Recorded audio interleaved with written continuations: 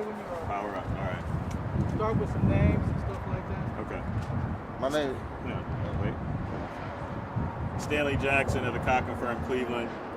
I'm here today with Trayvon Johnson, who unfortunately on April 14th was shot by a DEA agent here in Cleveland.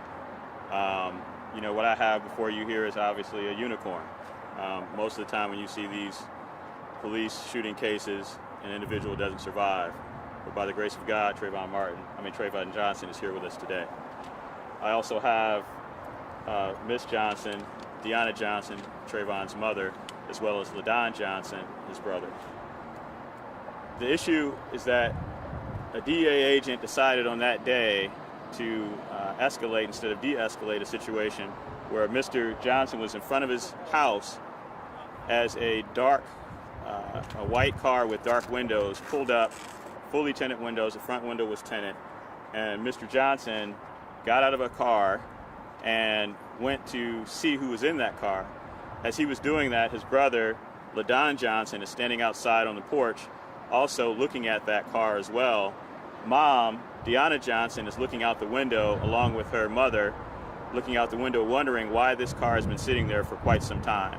They're all wondering what's going on. As LaDon is talking to his brother, Trayvon exits the car and begins to look at the car to wonder, why is this person sitting outside? A very suspicious behavior. And as that happens, the DEA agent decides to engage Mr. Johnson, shoots Mr. Johnson. Mr. Johnson attempts to run to his house, and as he's running to his house, his brother LaDon helps him into the house. I want to say this again. This is a situation where we have shoot first, ask questions later scenarios with officers that are unacceptable. On an eve when we find that George Floyd was murdered, we saw the resolution in that case. We have a long way to go. We've got DEA agents here, unfortunately, in Cleveland, you know, using force. And as you very well know, on the day in question when he was interviewed, he said there was gun exchange. There was two individuals that approached the car to attempt to carjack him.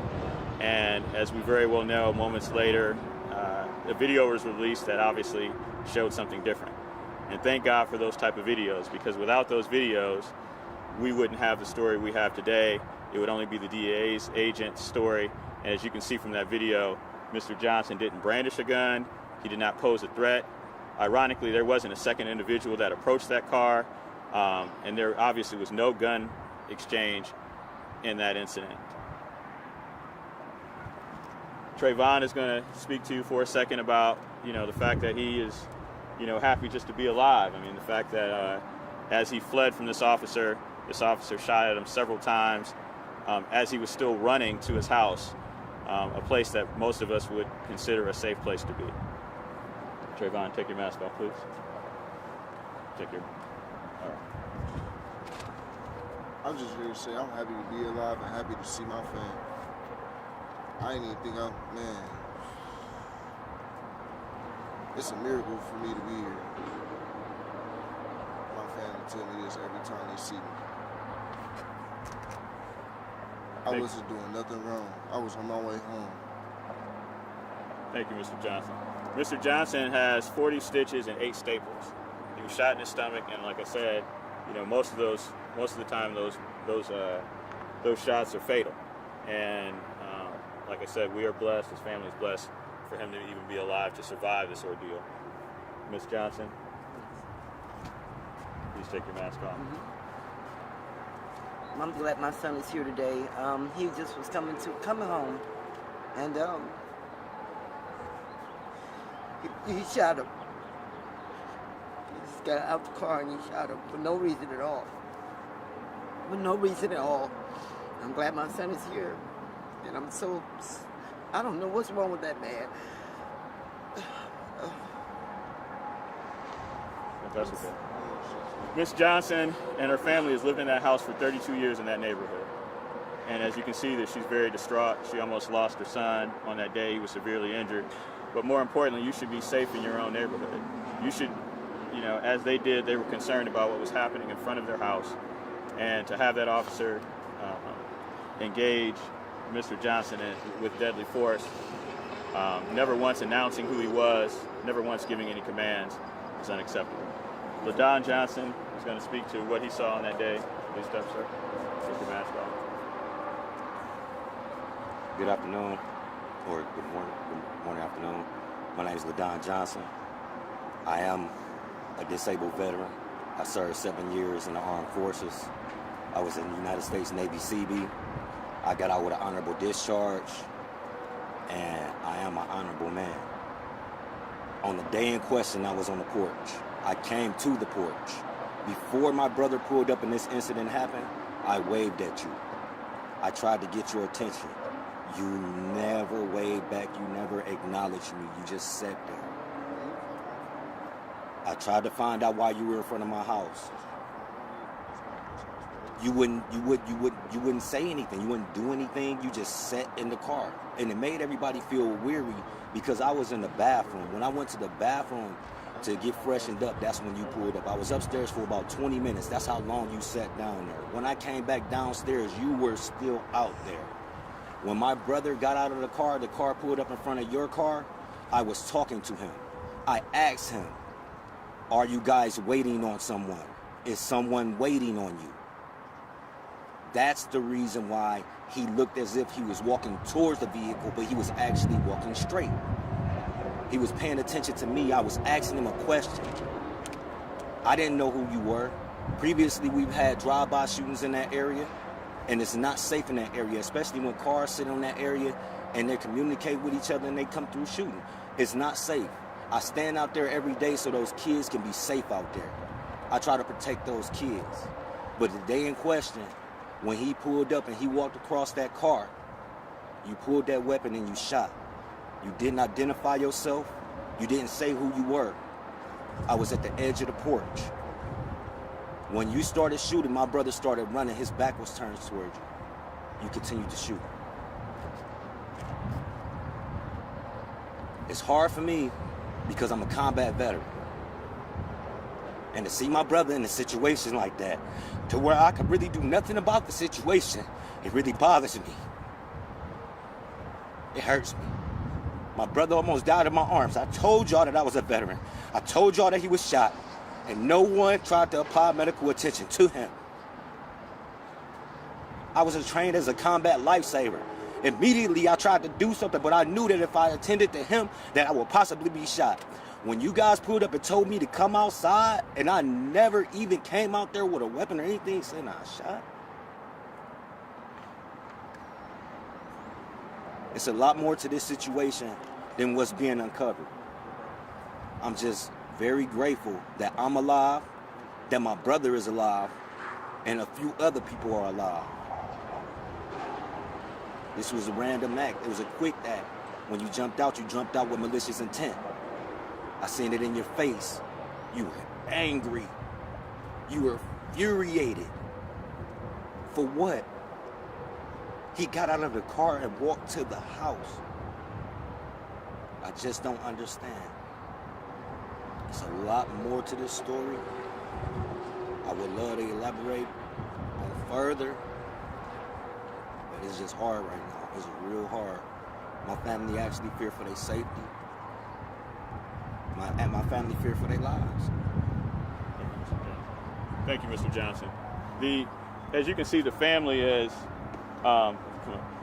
has gone through a traumatic situation. As you very well know, Trayvon, come on over. We look at the George Floyd situation, and yes, that was a victory, but it took a Herculean effort to even get that decision to come down. Now we're in a situation in Cleveland in our own battle, and we have an officer who engaged this young man without provocation, right? We have a Iraqi vet who actually witnessed it as he, like I said, fled from the officer, running to his house for his life. There were several more shots at him and at LaDon. This is unacceptable. There has to be some accountability. We have to do better in our community. And to be frankly honest with you, we need to hold this officer accountable. This cannot happen. You know, we talk about de-escalation in this particular situation, as they both admission to you. Not once did the officer identify himself as an officer. He didn't even speak to Trayvon when he exited the car and started shooting at him. He did not identify himself as an officer as they fled into the house. He didn't say anything about being an officer or giving them any commands.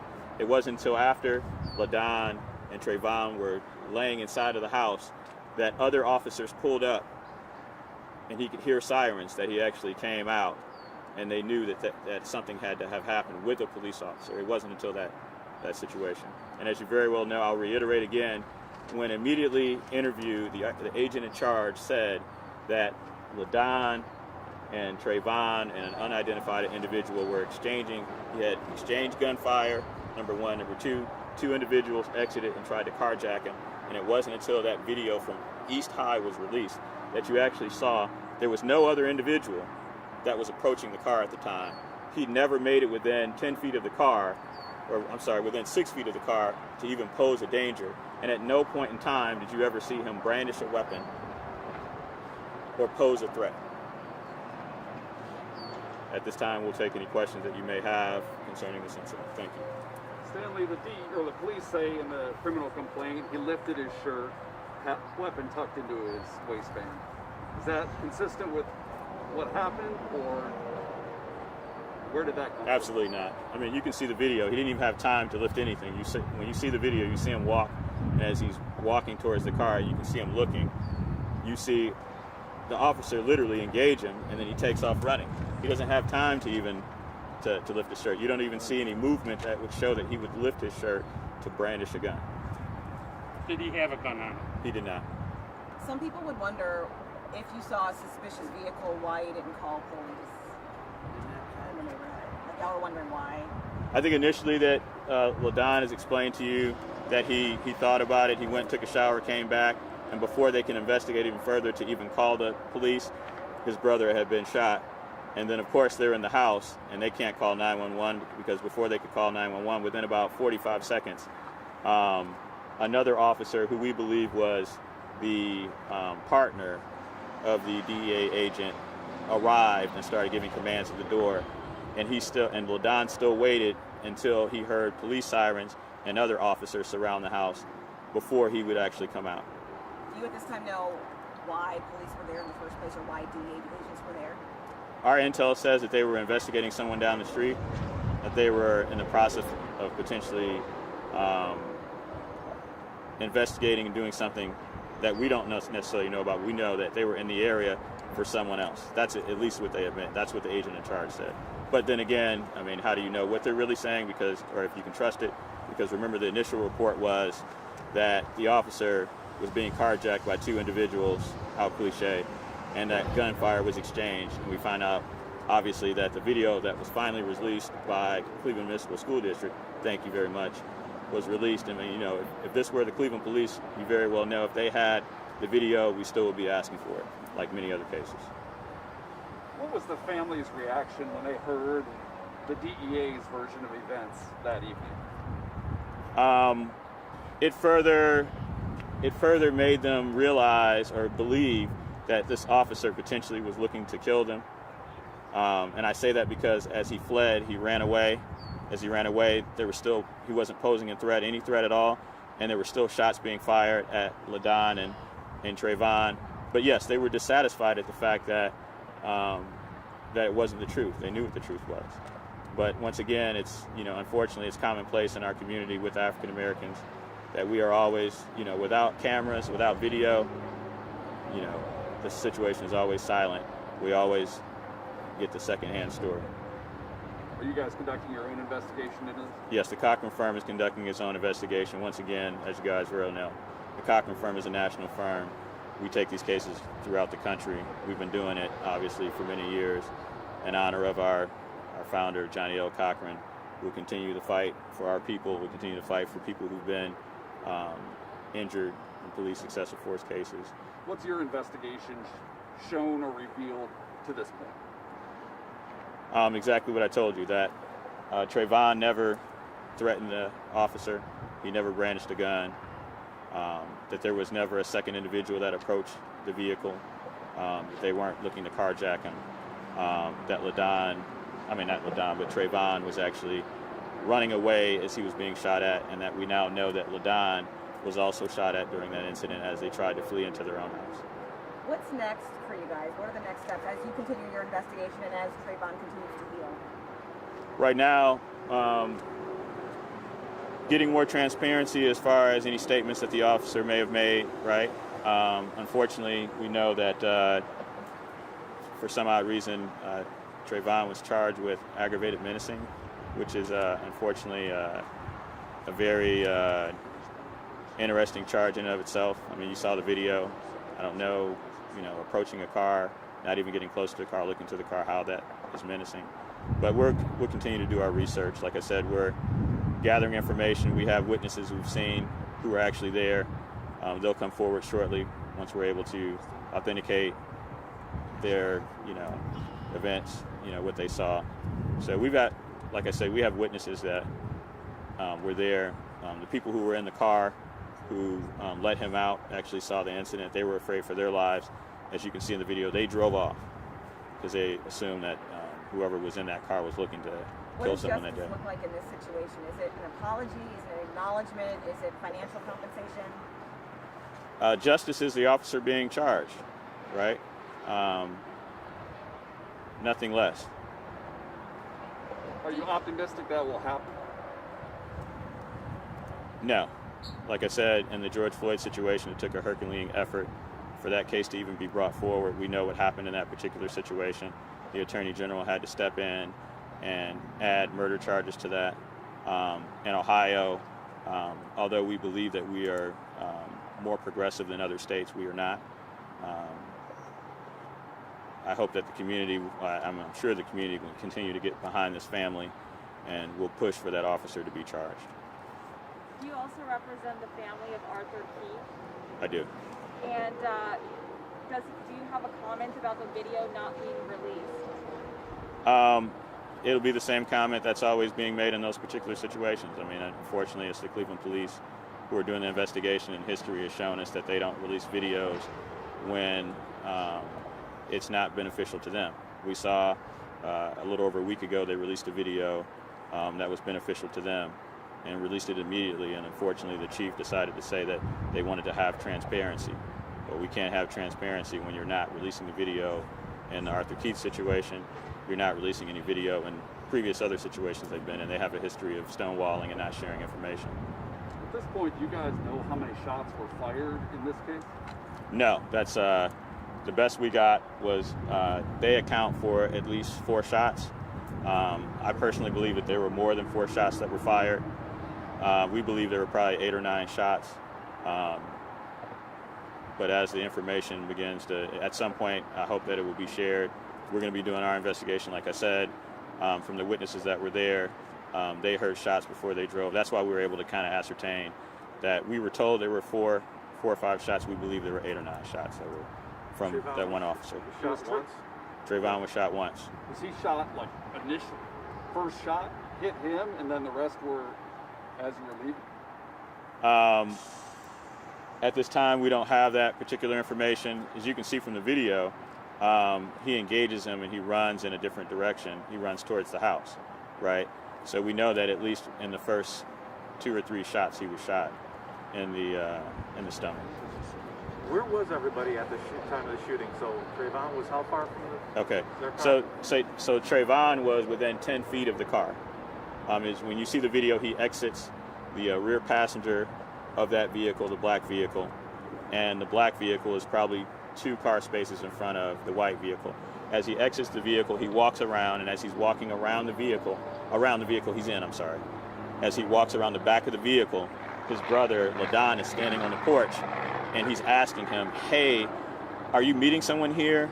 Do you know the individuals who are in that car? He responds, no. He's like, well, they've been here for a while. This happens within seconds, as you can see the video. He looks, and as he's looking, the front of the window of the car is tinted, completely jet black, and the sides of the windows of the car are completely tinted, so you can't see the occupant. So as he's walking closer, he takes 3 steps, I think maybe 3 or 4 steps, as you can see in the video, and then he looks over. The DEA agent exits the vehicle, right? He gets outside of his door, raises his gun, boom, boom, boom. Shoots several times. Trayvon makes an evasive move to try to get away from shooting and darts towards the house. He gets shot sometime in between there from the, we believe that the entry, we don't actually know exactly where the entry point was, if it were from the front going to the back or from the back going to the front. That's something that we're currently gathering. He doesn't necessarily know. He just knows that he was shot. As he's running to the porch, his brother is standing on the porch and grabs him from the bottom of the steps because he collapsed and takes him into the house. Mom is inside, they hit the floor. They know, unfortunately, these type of neighborhoods, the most important thing is to get down. Get down. They get inside the house. While they're inside the house, he's tending to his brother. Within approximately a minute, another officer, within 45 seconds, he says, another officer appears, another DEA agent, starts banging on the door. He asks him, who is he? He says, hey, I'm a police officer. He's like, are you sure? And so he's afraid that they're, whoever it is looking to finish the job, that they're going to kill them. And so as that's happening, he hears the sirens from other, police officers who are actually have marked cars, and sirens appear. Then that's when he feels safe enough. He opens the door, and that ends the situation. How far is the porch from where the shooting takes place? It's probably about, probably about 30 feet. LaDon, when you see this all happen in front of your eyes, what goes through your head? What goes through your heart? LaDon.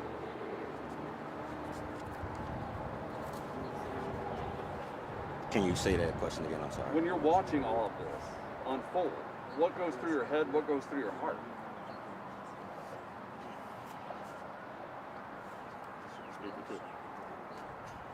Just training, like literally.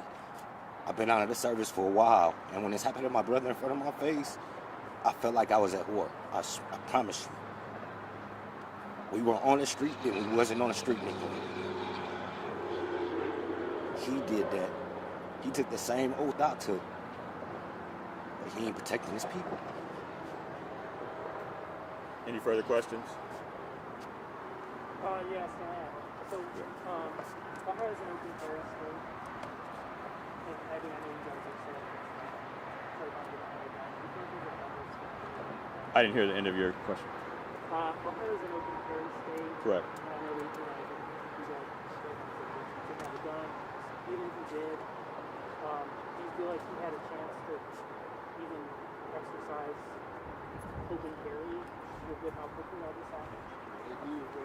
I don't think it's about him exercising open carry. I believe that the officer, when he exited the vehicle, he was there for 20 minutes. He kind of saw, he's a trained DEA agent.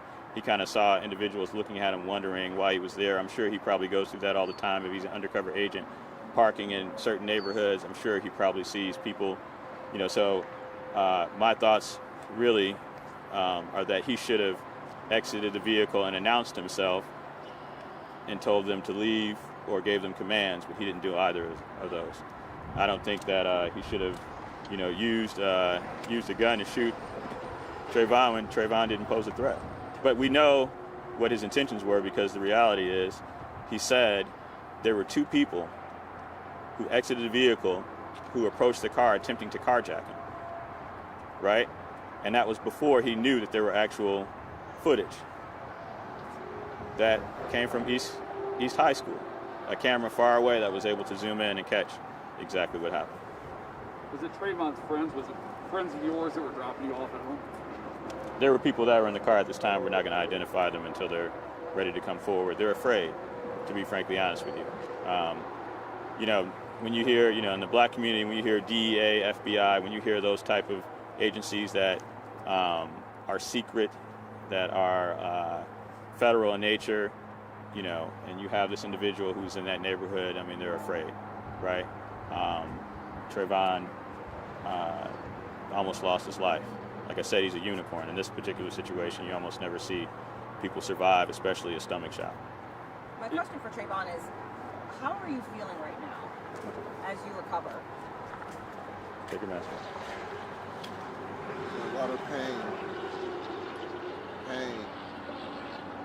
Every day I go through pain. Nothing but pain. That's all. Did you ever think that you would be in this kind of situation? No, ever in life. No. Is there any way a reasonable person could have felt you were a threat that afternoon? I don't know how you feel like I was in there. I was on my way home. I was just trying to see who it was in the car. I was not trying to experience anything else beyond that. I was trying to go home. Do you think they mistook you for someone who might look like you, or do you think you were just targeted? I was going home. I got a call from my brother as I was getting out the car, before I got out the car, as we was pulling up, to tell me who was this in front of my house. You didn't have a gun, nothing tucked into your waistband that looked like a gun? No, I pulled my pants up and I walked in the house. I was walking towards the house. I was shot before I got to the middle of the street. Further questions? Thank you. Shit, crazy. Thank you. Any further questions? I'll spell out their names so you have them. We just did spelling. Yeah, Trayvon, you want to spell your name? So Trayvon, Trayvon.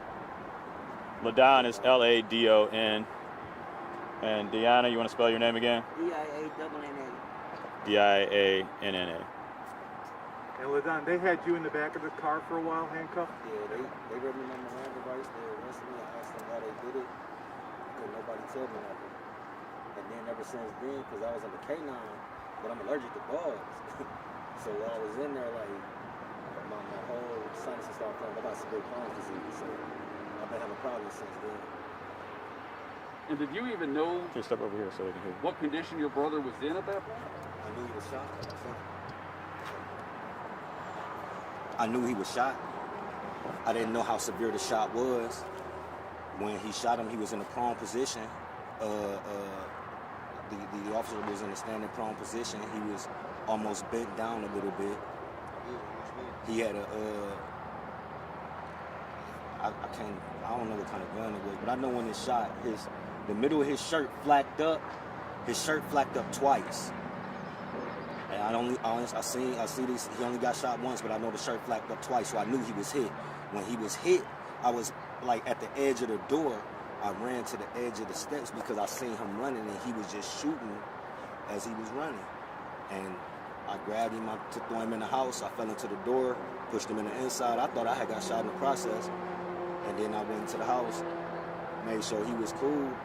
And we was yelling out the door. We was asking him who he was, identify yourself, who are you? He never would say anything. Stanley, if the agent or agency claims, well, had the officer identified himself early on, it could have jeopardized the investigation. Do you believe that? I mean, I think him identifying himself, that's the point, right? You identify yourself. I mean, I can't just give you a command, and if I'm if I'm an officer and I'm pointing a gun at you, and I tell you I'm an officer, then you know, okay, I'm giving you a command. So you can't expect someone not to run to their house as you're shooting them.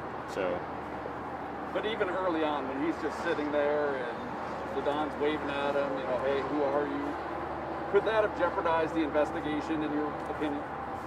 No. I mean, they weren't there for that house, right? Or you move and you come back.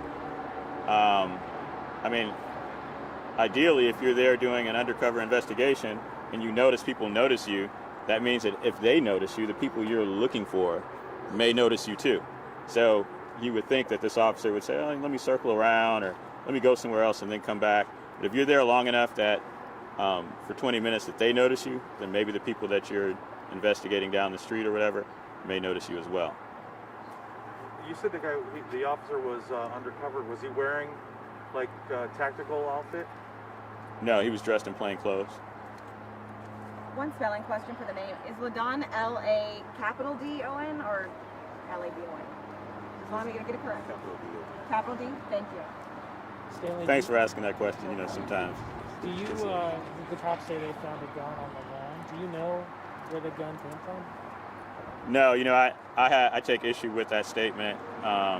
Like I said, I don't know if we can trust much of what they said on that day anyway. I mean, let's be frankly honest. I mean, we had an officer saying, once again, 2 individuals were looking to carjack him. I mean, how cliche, I'm pretty upset, African American trying to carjack me, right? A DEA agent should know better than that. The agency should look into his behavior concerning that, right? And it wasn't until that video that was released, and like I said, once again, going back, had Cleveland Police Department during their investigation got a copy of it, it would not have been released. It was released from Cleveland Municipal School District, who probably didn't know that there was a current investigation because it was released immediately. So you have no idea if they actually recovered a gun, where that gun would have come from? No. And I'm concerned that, now you question everything, right? I mean, because you have, like I said, you have one story that the agent in charge and the police chief are going with, right? And that's a situation when they're doing the interview. And then you have a video that's totally contradictory of that. So a video doesn't lie, right? I mean, you see what you see. Unfortunately, we find out that DEA agents and other agents, they lie. So the chief came out and said this is another example of what happens when people who have guns shouldn't have guns. Do you trust that they are investigating this as thoroughly? I think that, no, I don't trust that they're investigating it thoroughly. I think that is a very dangerous statement to make coming from the police department that has a plethora of excessive force cases and have done nothing that we can account for to reprimand those individuals.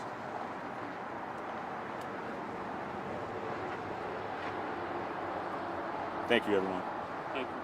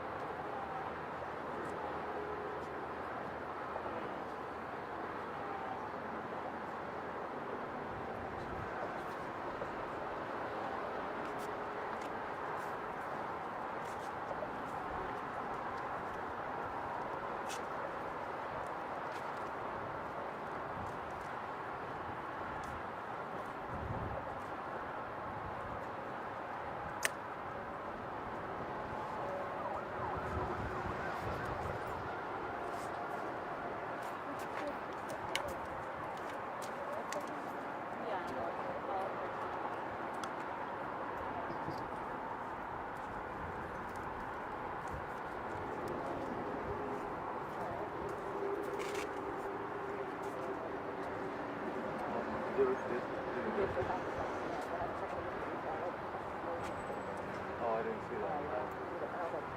I shot him rubbing too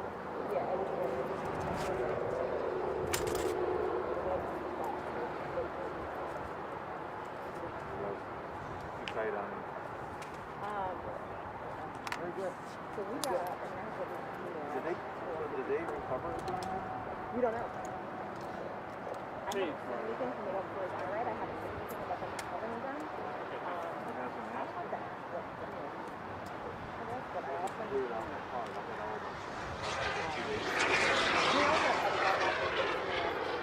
myself I blew it off the car. Oh. That's what I'm saying. I mean, they haven't proved it. So I guess what we had to do is conversation, like whatever it is. Yeah, I didn't see the January perspective. And Melissa also did a package that day. Okay. Just two times.